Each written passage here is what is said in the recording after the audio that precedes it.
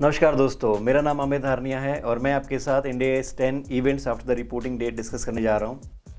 इस accounting standard की क्यों ज़रूरत पड़ती है? क्योंकि कुछ ऐसे इवेंट्स और ट्रांजैक्शंस होते हैं जिनके बारे में हमें बाद में पता चलता है। हमारा रिपोर्टिंग पीरियड एंड हो चुका है 31 मार्च को, बट कुछ इवेंट्स और ट्रांजैक्शंस की इन्फॉर्मेशन के बारे में हमें बाद में पता चलता है। जैसे कोई कस्टमर है जिससे हम लगातार टच में है, उन्हें कॉल कर रहे हैं, उन्हें नोटिस भेज रहे हैं, कई बार उनसे घर पे भी मिलने की कोशिश करते हैं, वो नदारद हैं और रिपोर्टिंग डेट के बाद हमें पता चलता है कि उन्होंने बैंकरप्सी डिक्लेयर कर दी है। अब सवाल ये आ जाता है कि क्या इसे हम अपने बैड डेट्स में राइट ऑफ करें या ना करें। कुछ लोगों का तर्क है कि इस इन्फॉर्मेशन का हमें रिपोर्टिंग डेट के बाद में पता चला तो अगले साल में इसे प्रेजेंट करना चाहिए। पर फाइनेंशियल स्टेटमेंट्स का ये मानना है कि क्या ऐसा कोई संकेत है या कोई ऐसा एविडेंस है जो ये प्रूव करता है कि ये जो बैंकरप्सी की सिचुएशन है कस्टमर की, ये 31 मार्च को भी एग्जिस्ट करती थी। अगर उस दिन एग्जिस्ट करती थी तो ये एक एडजस्टिंग इवेंट है। तो events after the reporting period के बाद जो भी इवेंट्स और ट्रांजेक्शन्स होती हैं उन्हें हमें दो पार्ट्स में बांटना पड़ता है। कुछ होती हैं एडजस्टिंग इवेंट्स, कुछ होती हैं नॉन एडजस्टिंग इवेंट्स। तो हमें ये समझना होगा एडजस्टिंग इवेंट्स कौन सी हैं और नॉन एडजस्टिंग इवेंट्स कौन सी हैं और किस पीरियड के दौरान हम ये एडजस्टमेंट्स कर सकते हैं। रिपोर्टिंग डेट के एंड होने के बाद जिस दिन फाइनेंशियल स्टेटमेंट्स अप्रूव हो जाएंगे या कोई रेगुलेटरी बोर्ड है जो अप्रूव करता है कि अब ये पब्लिकली पब्लिश की जा सकती हैं, लोगों को दी जा सकती हैं, जो भी फाइनेंशियल एनालिस्ट हैं, यूजर्स ऑफ फाइनेंशियल स्टेटमेंट्स हैं, लेंडर्स हैं, जो भी इंटरेस्टेड है हमारी फाइनेंशियल स्टेटमेंट्स में, वो अब उनके बेसिस पे डिसीजंस ले सकते हैं। अब उनमें बदलाव नहीं किया जा सकता। इस पीरियड में हम ये भी देखते हैं कि क्या गोइंग कंसर्न स्टेटस पे कोई डाउट है।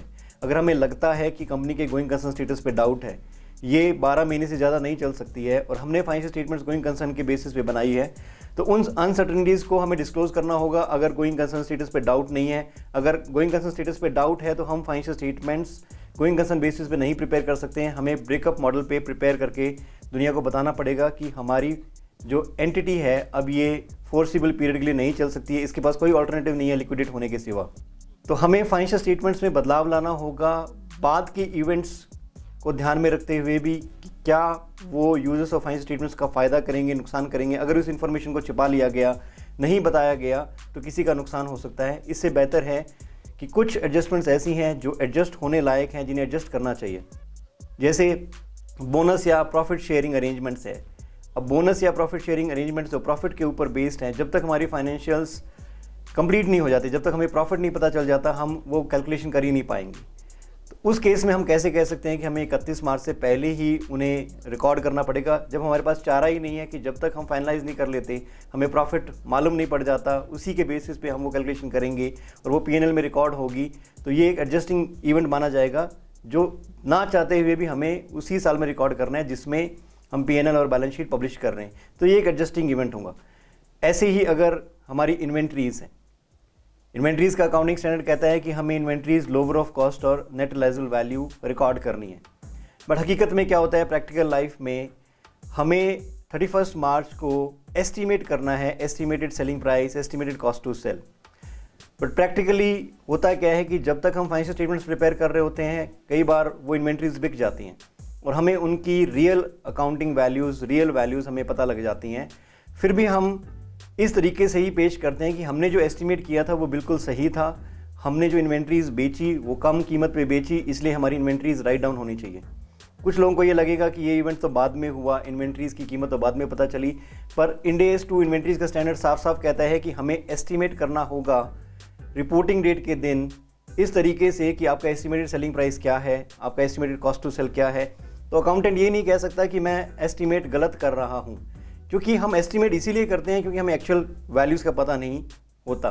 यहाँ पे एक्चुअल वैल्यूज़ आपको पता लग गई हैं। अब ये नहीं कह सकते कि एक्चुअल वैल्यूज़ मैंने यूज़ किए, आप ये बोलेंगे कि मेरा जो एस्टीमेट है वो बिल्कुल सही है, जो हमने एस्टीमेट किया था वो बिल्कुल एक्चुअल वैल्यू से मेल खाता है, क्योंकि हमें रियलिटी में वो पता लग ही गई हैं। तो हम अंदाज़ा भी क्यों लगाएं, जब हमें रियल वैल्यूज़ पता लग गई है तो हम उन्हीं फिगर्स को यूज़ करके इन्वेंट्रीज़ को राइट डाउन करेंगे।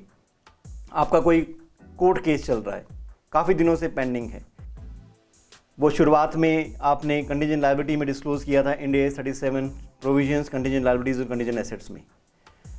उसने थोड़ा सा सफ़र आगे तय किया, अगली बार एडवोकेट से मिले तो उन्होंने कहा कि हमें लगता है कि हम केस को जीत नहीं पाएंगे, बट हम कोशिश करेंगे कि आपको जो पेमेंट करनी है उसे कम से कम करवाने की कोशिश करें। सामने वाली पार्टी ने 50 लाख का दावा ठोका हुआ है, पर हम ये कोशिश करेंगे कि आपको सिर्फ 20 लाख ही देने पड़े। हम पूरी कोशिश में लगे हुए हैं, बस आप अपनी फीस जमा करा दीजिए ताकि हम केस ढंग से लड़ सकें। तो हमारे जो कंटिंजेंट लायबिलिटी की यात्रा है, जो अब तक सिर्फ डिस्क्लोज हो रहा था कि पता नहीं इस केस का आउटकम क्या है, हमें नहीं मालूम कि हमें पैसा देना भी पड़ेगा या नहीं देना पड़ेगा, क्या पता हम केस जीत जाएं। बट इस बार एडवोकेट से मीटिंग से हमें पता लगा कि हमें कुछ पैसा तो देना पड़ेगा। उसमें हम इंडिया 37 में कुछ टेक्निक्स लगाते हैं एस्टिमेशन की, मोस्ट लाइकली अमाउंट या एक्सपेक्टेड वैल्यू मेथड। प्रोबेबिलिटीज़ अगर लार्ज हैं तो हमें एक्सपेक्टेड वैल्यू मेथड यूज़ करना पड़ता है। अगर आउटकम दो ही हैं, या तो देना पड़ेगा या नहीं देना पड़ेगा, तो उसमें लाइकलीहुड क्या है, क्या चांसेस है पेमेंट करने के, उसके बेसिस पर हम एक प्रोविजन क्रिएट करते हैं। अब प्रोविजन एक एस्टीमेट है, हमने एक अंदाजे के बेसिस पे फाइनेंशियल स्टेटमेंट्स में प्रोविजन क्रिएट किया हुआ है।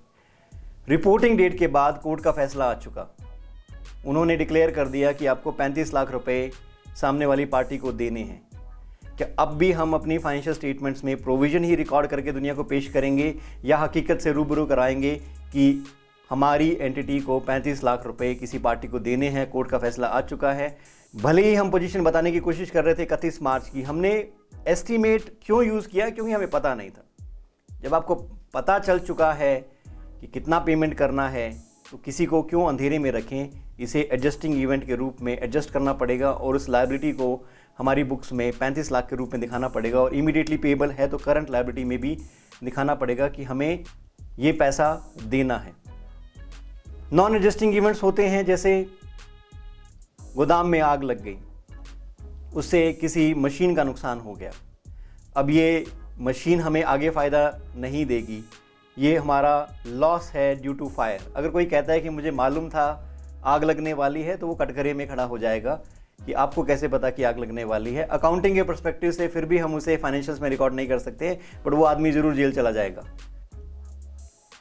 ये एक नई घटना है। आग लगना ये संकेत नहीं देता है कि 31 मार्च को भी ये संकेत उपलब्ध था कि आग लगने वाली है या आग लग गई है, ये नुकसान हो चुका है। ऐसा कुछ संकेत हम इसे एविडेंस में नहीं ले सकते हैं कि उस दिन पोजीशन ऐसी थी कि हमारी मशीन उस दिन भी नुकसान में थी, क्योंकि आग तो बाद में लगी है।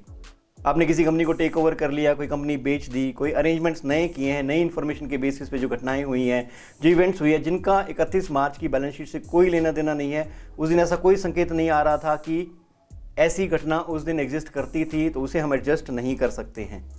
तो नॉन एडजस्टिंग इवेंट्स का हम सिर्फ डिस्क्लोजर करते हैं, एडजस्टिंग इवेंट्स को हम फाइनेंशियल स्टेटमेंट से एडजस्ट करते हैं। एडजस्ट करने का मतलब हम अपने P&L और बैलेंस शीट में उनकी अकाउंटिंग रिकॉर्ड करेंगे। ऐसी ही कोई मशीन थी जो बहुत ज़्यादा अच्छा परफॉर्म नहीं कर रही थी। जो मैकेनिक थे उन्होंने बोला कि आप इस मशीन को बेच दीजिए और इसके बदले में नई मशीन ले आइए, क्योंकि ये अब आपको सिर्फ खर्च देगी, बहुत ज़्यादा फ़ायदे का सौदा नहीं लग रहा है इसको रिपेयर करना। फिर भी हमने अपनी स्थिति को देखते हुए कहा कि एक बार काम चला लो, इसको रिपेयर करते हैं। इम्पेयरमेंट टेस्टिंग के इंडिकेटर्स आ रहे थे, बट हमने उसे इग्नोर किया। हमने कहा कि रिपेयर कर दो मशीन को और इसे चलने दो। 15 अप्रैल को खबर आई कि मशीन ने दम तोड़ दिया, अब वो एक भी यूनिट बनाने के लायक नहीं है।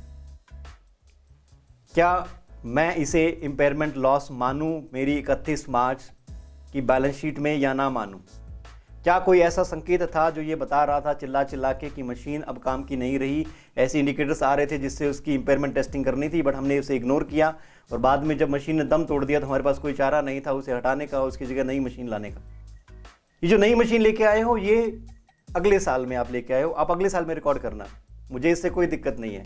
पर जो मशीन संकेत दे रही थी कि मैं इम्पेयर हो चुकी हूँ, उसे आप अगले साल में नहीं ले जा सकते। उसका इम्पेयरमेंट लॉस आपको इसी साल एडजस्ट करना पड़ेगा और मशीन की इम्पेयरमेंट लॉस दिखानी पड़ेगी और मशीन का नुकसान अपने P&L और बैलेंस शीट में दिखाना पड़ेगा। उसे एडजस्टिंग इवेंट कहते हैं। तो जो 2 डेट्स हैं वो है 31 मार्च से लेकर जिस दिन फाइनेंशियल स्टेटमेंट्स अप्रूव हो जाती हैं, मतलब जनता के सामने आने के लिए तैयार हैं, वो पब्लिश कर दी जाती हैं, ऑडिटेड हो जाती हैं, अप्रूव हो जाती है, उसके बाद कोई एडजस्टमेंट नहीं होती। ऑडिटिंग के दौरान भी अगर कुछ ऐसी चीज़ें आ जाती हैं सामने जिसमें ऑडिटर भी मौका देता है कि आप चाहो तो फाइनेंशियल स्टेटमेंट्स में बदलाव कर सकते हो, उसके बाद ही वो मोहर लगाता है कि फाइनेंशियल स्टेटमेंट्स का क्या स्टेटस है, क्या वो ट्रू एंड फेयर ओपिनियन देती हैं, उसके बाद वो अप्रूवल के लिए बोर्ड के पास जाती हैं। जब बोर्ड अप्रूव कर देता है तो फाइनेंशियल स्टेटमेंट्स पब्लिश हो जाती है, आम जनता के पास पहुंच जाती है।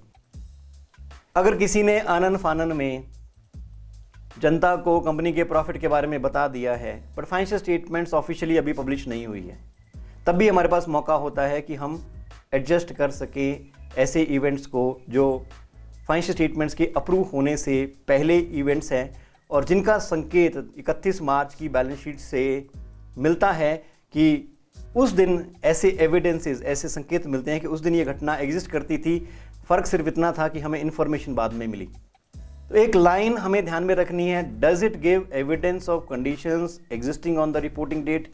क्या कोई ऐसे संकेत मिल रहे थे कि ये घटना, ये इवेंट रिपोर्टिंग डेट के दिन भी एग्जिस्ट करती थी, इसके बारे में हमें इन्फॉर्मेशन थी बट क्योंकि हम एस्टिमेट नहीं कर पा रहे थे, क्योंकि हमें बहुत अच्छे से पता नहीं था कि इसका क्या होने वाला है। कस्टमर पैसे देने के लिए हमें बार बार कह रहा था कि मैं दे दूंगा, कोर्ट केस पेंडिंग था, इन्वेंट्रीज की वैल्यू हमें एस्टिमेट करनी थी। ऐसे एविडेंस मिलते हैं कि ये इवेंट और ट्रांजैक्शन उस दिन भी मौजूद थी। 31 मार्च को इसको अनदेखा नहीं कर सकते, ये उस दिन मौजूद थी। सिर्फ बात ये थी कि हमें इसके बारे में अधिक जानकारी नहीं थी। वो जानकारी हमें 31 मार्च के बाद मिली, फाइनेंशियल स्टेटमेंट्स के अप्रूव होने से पहले मिल गई, तो इसे इग्नोर नहीं किया जा सकता। इन्हें फाइनेंशियल स्टेटमेंट्स में एडजस्ट करना पड़ेगा। उन इवेंट्स को हम एडजस्टिंग इवेंट्स कहते हैं। जिन इवेंट्स को हम फाइनेंशियल स्टेटमेंट्स में एडजस्ट नहीं कर सकते उन इवेंट्स को हम नॉन एडजस्टिंग इवेंट्स कहते हैं और उनके बारे में डिस्क्लोजर हमें फाइनेंशियल स्टेटमेंट्स में देना पड़ता है। थोड़ा सा भी शक है अगर फाइनेंशियल स्टेटमेंट्स पे कि हम गोइंग कंसर्न स्टेटस पे फाइनेंशियल स्टेटमेंट्स नहीं प्रिपेयर कर सकते हैं तो हमें नहीं करनी चाहिए। और अगर कोई ऐसी अनसर्टनिटीज़ हैं जो यूजर्स को पता लगनी चाहिए, गोइंग कंसर्न स्टेटस पे डाउट नहीं है, कंपनी चल सकती है, तो उन मटेरियल इवेंट्स के बारे में जो सिग्निफिकेंट इवेंट्स हैं जिनसे कल को दिक्कत आ सकती है, उनके बारे में डिस्क्लोजर जरूर देना होगा as part of financial statements और नॉन एडजस्टिंग इवेंट्स की कैटेगरी में दिखाई देंगी। कई बार ऐसा होता है कि कंपनी ने लोन ब्रीच कर दिया, कोई कोविनेंट ऐसा ब्रीच कर दिया जिसकी वजह से इनको इमीडिएट पेमेंट करनी पड़ सकती है।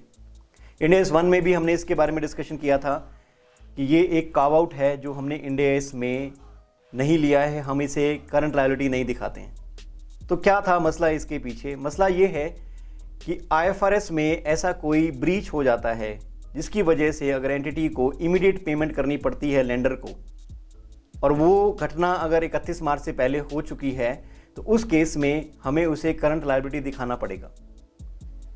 31 मार्च के बाद लेंडर और एंटिटी में वार्तालाप होता है जिसके वजह से जो लेंडर है वो एग्री कर जाता है रोल ओवर या रीफाइनेंसिंग के लिए, और वो कहता है कि ठीक है मैं आपसे पैसे नहीं मांगूंगा और अगले 4-5 साल के लिए मैं आपको रोल ओवर या रीफाइनेंस दे देता हूं, आप चाहें तो मुझे पेमेंट ना दें अभी और आप कंटिन्यू करें इस लोन को।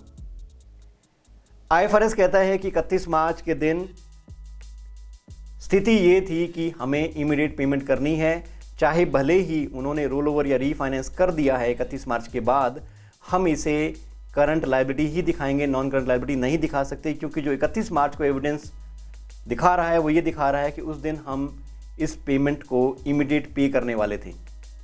एविडेंस ये कहता है।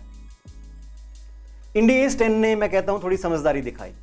उन्होंने कहा कि क्यों यूजर्स को भ्रम में रखें जब पता ही है कि हमें ये पेमेंट नहीं करनी है, रोल ओवर या रीफाइनेंस हो चुका है, हालांकि अगले साल की घटना है, पर है तो मेरे एग्जिस्टिंग लोन से रिलेटेड ही ना, कि मेरा एग्जिस्टिंग लोन जो मुझे करंटली रीपे करना है मेरे ब्रीच की वजह से, उसके बारे में हमारी सुलह हो चुकी है, लेंडर रोल ओवर या रीफाइनेंस करने के लिए तैयार हो गया है। तो मैं ये चाहता हूँ, मैं IFRS से अलग तरीके से अकाउंटिंग करना चाहता हूँ। मैं इसे करंट लायबिलिटी ना मान के मैं इसे रीइंस्टेट करूँगा नॉन करंट लायबिलिटी, और करंट लायबिलिटी नहीं दिखाऊंगा जब मेरी फाइनेंशियल स्टेटमेंट्स पब्लिश करूँगा, ताकि दुनिया को ये संकेत जा सके कि ये पैसा मुझे 1 साल के अंदर नहीं देना है, मेरी सुलह हो चुकी है, रोल ओवर रीफाइनेंस हो चुका है। इस घटना को मैं एडजस्टिंग इवेंट कहूँगा अंडर इंड AS 10, और IFRS में मैं इसे नॉन एडजस्टिंग इवेंट कहूँगा, क्योंकि वो पहले ही करंट लायबिलिटी से दिखा चुके हैं और बाद में ये इन्फॉर्मेशन मिली कि रोल ओवर रीफाइनेंस हो चुका है। इस बात को समझना बहुत ज़रूरी है कि एडजस्टिंग क्या है, नॉन एडजस्टिंग क्या है। एडजस्टिंग का मतलब है कि हम फाइनेंशियल स्टेटमेंट्स में बदलाव ला रहे हैं उन घटनाओं के बारे में जो हमें बाद में पता चली, बट उनके संकेत 31 मार्च के दिन मिल रहे हैं। जब उनको एडजस्ट करते हैं, हम अपनी फाइनेंशियल्स में उनको लेके आते हैं, P&L या बैलेंस शीट में, उसे एडजस्टिंग इवेंट कहते हैं। जिन घटनाओं के बारे में, जिन इवेंट्स और ट्रांजेक्शन को हम एडजस्ट नहीं करते हैं, हमें पता लगता है बाद में, बट हम उसके बारे में कोई भी एक्शन नहीं लेते हैं। जैसे IFRS कोई एक्शन नहीं लेता, वो कहता है इसे करंट लायबिलिटी दिखाएंगे, but Ind AS 10 events after the reporting period में हमने एक्शन ले लिया कि हम उसे करंट लायबिलिटी ना दिखाकर हम उसे नॉन करंट लायबिलिटी दिखाएंगे, ताकि दुनिया को ये पता चल सके कि ये पैसा हमने नहीं देना है। ये एक बड़ा कार्व आउट है जो IFRS को हमसे अलग करता है। इसके बाद जो सबसे बड़ा मुद्दा है वो है डिविडेंड को लेकर। अगर कंपनी ने डिविडेंड डिक्लेयर कर दिया है 31 मार्च से पहले, क्या लगता है आपको, क्या ये मेरी लायबिलिटी है? मेरे पास पैसा है नहीं है एज एन एंटिटी, क्या हमें फिर भी इसे देना पड़ेगा? क्या मुझे इसको लायबिलिटी में दिखाना चाहिए? अगर कंपनी ने 31 मार्च से पहले डिक्लेयर कर दिया है डिविडेंड, तो उसे लायबिलिटी में इस अमाउंट को दिखाना पड़ेगा, ये पैसा मुझे देना है क्योंकि मैंने कमिट कर दिया है। अगर कोई प्रपोज कर रहे हैं डिविडेंड, प्रपोज डिविडेंड का कोई मायना नहीं है। प्रपोज कर रहे हैं, हो सकता है दें, हो सकता है ना दें, क्योंकि एंटिटी का डिस्क्रिप्शन ही है कि वो डिविडेंड दें या ना दें। किसी की कोई मजबूरी नहीं है डिविडेंड देना, कंपनी के हाथ में है। वो डिविडेंड देना चाहे तो देंगे, नहीं देना चाहे तो नहीं देंगे। अगर उन्होंने सिर्फ प्रपोज किया है, उस केस में हम इसे लायबिलिटी नहीं दिखाएंगे। अगर डिक्लेयर कर दिया है तो उसे हम लायबिलिटी दिखाएंगे। 31 मार्च के बाद अगर कोई डिक्लेरेशन होती है डिविडेंड की, तो उसे हम नॉन एडजस्टिंग इवेंट के रूप में सिर्फ डिस्क्लोजर में फाइनेंशियल स्टेटमेंट्स में बताएंगे, क्योंकि 31 मार्च के दिन ऐसा कोई संकेत नहीं था कि हमने डिविडेंड डिक्लेयर किया है और हमारी लायबिलिटी है। ये लायबिलिटी हमारी 31 मार्च के बाद एग्जिस्ट करती है। ये अगले ईयर की फाइनेंशियल स्टेटमेंट्स में पब्लिश की जाएंगी। तो आइए देखते हैं क्या होते हैं वो इवेंट्स Ind AS 10 के फेवरेबल, अनफेवरेबल, जिनके बारे में हमें खास तौर से ध्यान देना होगा कि वो एडजस्टिंग इवेंट है, नॉन एडजस्टिंग इवेंट है। और ये इवेंट्स को इकट्ठा करना होगा बिटवीन 31 मार्च और डेट ऑफ अप्रूवल की डेट के बीच में जो घटनाएं और इवेंट्स हुई, उन्हें एक जगह लाके एक एक करके हमें छांटना होगा कौन सी एडजस्टिंग है, कौन सी नॉन एडजस्टिंग इवेंट्स है।